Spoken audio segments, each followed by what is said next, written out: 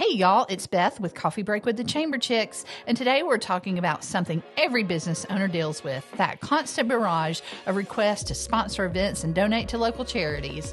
We all want to support our community, but how do you decide where your money goes without stretching yourself too thin? Joining us today is someone who knows about this challenge better than most, our friend Chris Liberatore, a Chick-fil-A operator formerly of Cleveland.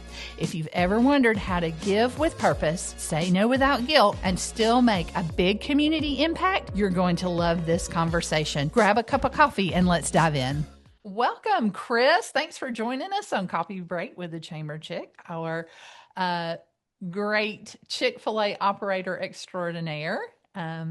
Super glad to be here in Cleveland when you opened your store here, and now you moved on and doing great things. And we're super proud of you. Miss you like crazy. We love you here. But thanks for hopping on with us today. We're talking today about smart giving. And I know as a Chick-fil-A operator, you are approached often. Probably harassed too. I mean, maybe. So as an operator, you probably are asked for so many sponsorships, everything from 5Ks to pageants. So how often are you approached for donations and sponsorships? First off, thank y'all for having me. I can't believe it is 10 years ago this month that we opened the store in Cleveland. So coming up on the 10-year anniversary here in a few weeks. And the store is supposed to be reopening by the end of this month after the renovation. I know. Yeah, we're so excited. Yeah, the reopening will actually happen the week of the 10-year anniversary. So it's perfect timing there. Fantastic. Yes.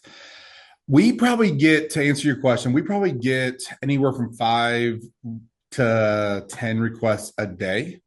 We have a variety of requests that you can request online, you can request in person. We get things mailed to us. Mm-hmm. Now, it does tend to be seasonal, where we'll have those heavy periods of requests, often around fall and then again around the holidays. So a slow season, we may get 10 a week, busy season, 10 a day. It's fun times no matter what. Wow. Everybody loves that delicious chicken. Yeah, and you're right. They come from everywhere, from 5Ks to golf tournaments. Honestly, we'll get requests from nonprofits. We'll get requests for donations from for-profit businesses. There's really no threshold for people in terms of needing things and needing support. And so at the end of the day, the requests do flow in. How do you, obviously at 10 a day, I mean, you can't do all of those, right? So how do you, as a business owner, decide what do you support, why, and is there some sort of criteria that you use to decide what you're going to support? Because the reality is, I mean, you can't do everything. Right. You're exactly right. We would go bankrupt if we tried to say yes. Right. And so we kind of take two different approaches to this. And for us, it has both helped us process all the requests, and also it's allowed us to stay within our budgets. The first request is we try to understand what our organization feels called to have an investment in. And so I use the word investment very specifically. There's this idea that we need to give back to the communities, and it may be a hot topic, but I disagree with that idea of giving back. The reason why I disagree with that is it creates a mindset of an obligation. And it creates a mindset of we've taken from them at some point. But the fact of the matter is it's an opportunity, not an obligation. And when we do business in the community, we've never taken, we've always created a value add to our community. And so we shifted away from this idea of giving back years ago into an idea of how do we have the opportunity to invest in our community?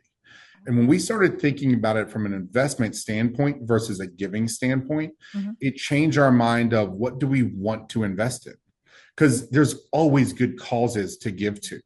But then we started saying, as a Christian and a Christian-run organization, what did we feel God is calling us to invest in? And for any organization, they may process differently. Obviously, for us, we center it off of what we believe God's calling us to do. But we look at maybe it's youth education or youth wellness. And those are the things that we feel called to invest in. But maybe it's homelessness. Maybe it's food insecurity. Maybe it's you feel called to be supporting your actual local churches and mission organizations. Maybe it's you feel called to support nonprofits centered on after school programs. Whatever it is, when you start thinking about an investment, you start thinking about what do you want to see a change in the community in. And as simple as that sounds, it honestly creates an amazingly effective filter for the hundreds of requests that come in.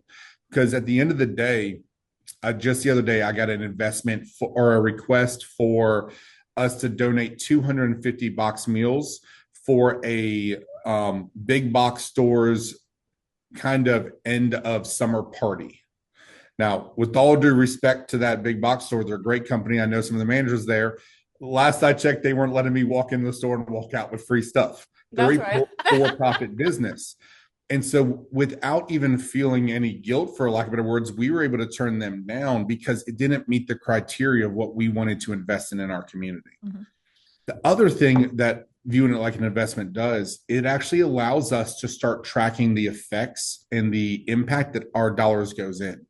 It's not just money flowing out, but we're looking for where can we break the cycles of struggles? Where can we change the family trees for kids in our community? And where can we help invest in and raise up that next generation of adults and the leaders in our community? And so for us, that's what we felt called to do. But it all started with shifting from this idea of giving back to investing in. I love that. I love that. That's how we frame our chamber membership, is investment and not like, how are you growing your community? I love that so much. So, do you ever make yourself like a giving budget? I know you're a big Dave Ramsey fan, as well. You can notice all the books on his shelf back there. Yes. Yeah, there's definitely a few Dave Ramsey books back there. So do you make yourself like a giving budget? Yes. And I think there's a few ways to do it. First and foremost, I always recommend organizations or individuals have a budget for giving. How they structure that budget may differ. But what happens is if you don't have a budget and your giving is based off of what's left over at the end of the month, I promise you there won't be anything left over. You'll always find a way to spend or invest that money in other areas. So by defining it as a budget line in our organization, we're able to actually define it as a priority in our organization. So like at the end of the day, I can look at your balance sheet and tell you what's important to your organization. Mm-hmm. And so we always make it a budget. Now, how you budget, it's business cycles may differ, leadership styles may differ. Generally speaking, I've seen three ways of budgeting. The first way is have a monthly budget of X number of dollars. And this works really well with organizations that are smaller, organizations that are very steady income flows. And so it works well that they know exactly how much is going in and out every month. Another way to do it is based off of a percentage of your profits. And this one works really well as you have peak seasons and valley seasons where you're not overextending your organization during those tough months or the lean months. The third way I see it, and this is what I personally prefer to do, is we make it a percentage of our net revenues. The reason why we do it that way is we are prioritizing that before those profit margins are declared, because as you and I know, and most business owners know, sometimes the profit margins, there's some creative accounting that can move those numbers around. And so we didn't want some of our decisions to defer costs or to account for costs and depreciation on any given month affect how we actually were supporting investing in our community. The second thing doing the percentage of your net revenues does that I personally enjoy is it allows you to scale your giving model with your business growth. And so as the organization grows, our giving grows with it. And that's been really healthy because we've been able to maintain some giving annually. If there's an event or a program that we really love and think is doing phenomenal work, they're able to get resources from us every single year, year in and year out. And as the business grows, it allows us to have additional giving funds that can then go into other organizations and other opportunities where we're able to still maintain that first one, but add on an annual basis. And so those are the three ways that I've generally seen it done. And it works well as a flat dollar amount, as a percentage of profits, and a percentage of net sales. That's great. I love that it's scalable. That's really, really good. Straight Shooters Guns and Ammo LLC, conveniently located between Alco Realty and Chick-fil-A in Cleveland, Georgia. Proudly serving our customers since 2013. Come on over and see us for all your firearms and accessory needs. Straight Shooters, where you have a friend in the gun business. Take it from us, Josh, Crystal, and Rico Wofford. We love you and we need you. So I know you've touched on this a little bit, but can you share just some other practical ways to evaluate whether a sponsorship opportunity, investment opportunity, whatever the terminology is worth the money? For example, how would you weigh the exposure or the impact or the value alignment, just kind of in a practical way for some of our other businesses? So I want to highlight, you mentioned the exposure, and that really points out that there's two ways to do the giving. First is view giving in the sense of an avenue of your marketing. It can be public relations, it can be philanthropy, it can be marketing. But if the organization itself is giving a exposure or brand awareness, it really removes that philanthropy aspect, because that is when you're giving with no expectation of return. Mm-hmm. And so those are your two, essentially a low ROI marketing initiative that involves giving, or a philanthropic effort. Both are reasonable. I would argue philanthropic has to be in a individual basis or a privately held company. My personal opinion is publicly held companies don't have the autonomy or the authority to give away their shareholders' funds without getting a marketing value. But in both cases, I think you have to analyze whether or not it is a good opportunity. And so the first and foremost I look for is, do I have an opportunity to go and actually observe and engage? You'd be amazed at the number of times we get a request and it is just an email, or it is a letter that was mailed to us and it says, for current resident of, and it's the address of our business. Those organizations, they are mass producing these. And while it may or may not work, odds are it's not a good fit for what I'm looking for, because I'm looking for people I can build a relationship with. I'm looking for people that are interested not in dollars given, but potentially also boots on the ground engagement from myself and my leadership team. Because I'm looking at it like an investment, I'm looking for a community partner who has a highly functioning program and is looking for someone to come along on the financial side. I'm personally not looking to start a program. I'm not looking to start a after school care program or a tutoring program. That's not how God designed me. It is not what I'm made to do. But what I am made to do is walk alongside those organizations to help them thrive. And so I look for organizations first and foremost that want partners, not simply checkbooks. The second thing I look for is, how much exposure can I get if I'm looking on that side of the marketing arm? And so there's times where the exposure is extremely limited, and that doesn't mean it's a bad thing. But there's times where the exposure is actually pretty valuable, and that doesn't necessarily mean it's a good thing. But if I don't know what the exposure is, I can't have an honest assessment. And so the opportunity to observe these things, the opportunity to look at how we can come together and do this as a community engagement opportunity, it allows us to look at how do we actually create value in our community, and I can compare all those different programs to each other. And so we simply go in and we assess. Half the time, I'll be honest, is anecdotal. We don't have data. We don't have any sort of return on our investment that they can give us. For instance, if you're going to sponsor the youth theater in your community, it's an amazing program. I did it for years, and I did it because my kids were in it and I saw the impact it was having on my kids. My daughter went from that shy, introverted wallflower to singing solos on stage in a musical theater. And it was because of the effect that those directors and that program had that I now see her as a teenager thriving in school and in her social interactions because she gained something from those programs. And so I'm looking for that value. I'm not necessarily looking for how many people are going to see my Chick-fil-A logo, but what we look for is how do we walk in and hopefully have our logo up. I'm not being blind to the fact that even 10 people seeing it's better than none, but we try to understand what the effect's going to be anecdotally And then we compare that effect size to the other programs we have an option for. Gotcha. Now I know it comes up because sometimes we have to say no. Yeah. Yes. How do you say no without burning bridges? So this is one that Smiles. Look at him. He's like, Yes. Like, no problem. I got no problem. Yeah. We say no, and then we give them a free sandwich to soften it up. That'll make it better. Yes. One of the things that we try to do is we always have no, but. Mhm. And so what I mean by that is if they ask for $300 and it doesn't align with what we're looking for, it's going to be a no. But if you are going to have a fundraising event, let us know so that we can donate a door prize to your event so you can help raise funds that way. So what I mean by that is I think there's always opportunities to have some sort of but ... You just have to be willing to get creative.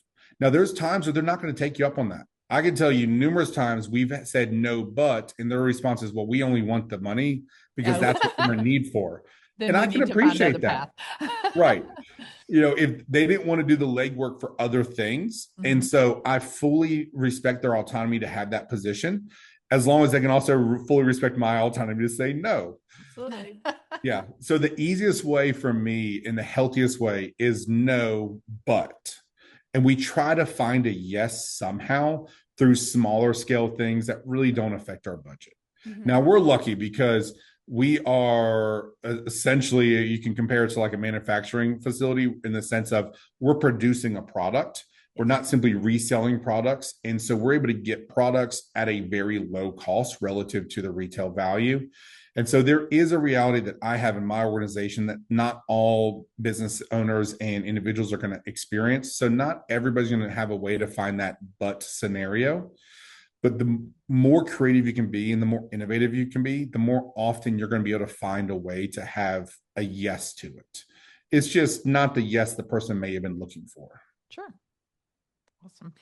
So if a small business, and obviously, you know, most of our businesses in Cleveland and White County are small businesses, but if a small business is just trying to get involved, maybe they're just starting out and getting involved like civically, whether that looks like, Mhm. you know, volunteering, sponsoring, or partnering or whatever. What is your advice for choosing their first few partnerships? My first advice would be follow your passions. At the end of the day, if you're just getting started, you will burn out if you're getting into something you have no interest in. Very And true. as a small business owner, we have enough things taking up our time that we don't have interest in. Just look at all the red tape and paperwork and bureaucracy we got to deal with all day long when it comes to taxes and Who had 15 minutes payroll and before he everything. brought up? So Love it. I'm here for it. yeah, the more someone getting out can focus on the things that they're passionate about, the more they're going to find an enjoyment in it. And the more you find an enjoyment in it, the more you're going to want to do it. And ultimately, if you're truly investing in your community, you're going to want to continue to replicate those investments because it's worthwhile. And so start with your passions. It sounds like a really easy example, but if you're passionate in food, like I am, I own a restaurant, find places that need food. If you're passionate in running because it's just a hobby of yours, find a way to connect your business, your service, your products with running organizations. If you're passionate about kids, get involved in the school system. I can promise you, whatever you're passionate about, somebody out there will take your money or your products. Or your help. Or Yes. yeah, whatever that There'll looks like. always be a place to get involved. And so just follow what you're passionate about. The other thing to know about it, and there's a lot of amazing research on this, and I'm going to nerd out just for a quick second, is when you invest in things that you're passionate about and you find enjoyment in, it actually rejuvenates your creativity and innovation as a business owner. So entrepreneurs who actually follow their passions when they're outside their business have a higher correlation with success inside their business. And so it's good for your own mental health to be investing in community and things that you're passionate and enjoy doing. Nothing wrong with Love winning it. in business because you're helping other people win in life. Right? That's amazing. I love Love it. it. I love it. I know what you're going to say on our next question because you and I have talked about this for a very long time. But this is Coffee Break with the Chamber Chicks. So Okay. we always have to ask, what is your go-to coffee order? Okay. Hear me out. Hear me out.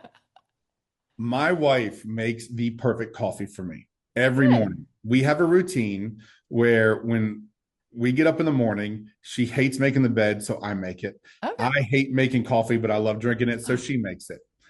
And so we get up and we go through this routine.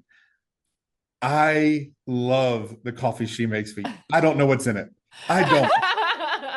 And so I don't even drink coffee when I'm traveling or when I'm at when we're out and about, because nothing It's not matches what hers. my wife does. I know she sprinkles a little love in there and makes it different. That's But so sweet. yeah, and so I feel really bad saying this, No. but I'll drink coffee when we're out and about if we're with people. But I literally will just get the house coffee, a little cream, a little sugar, nothing much in there. I don't know what my wife makes and what she puts in there. So even if she's gone, I don't even drink coffee those It's mornings. magic. Yes, You're right. it It's is. full of love.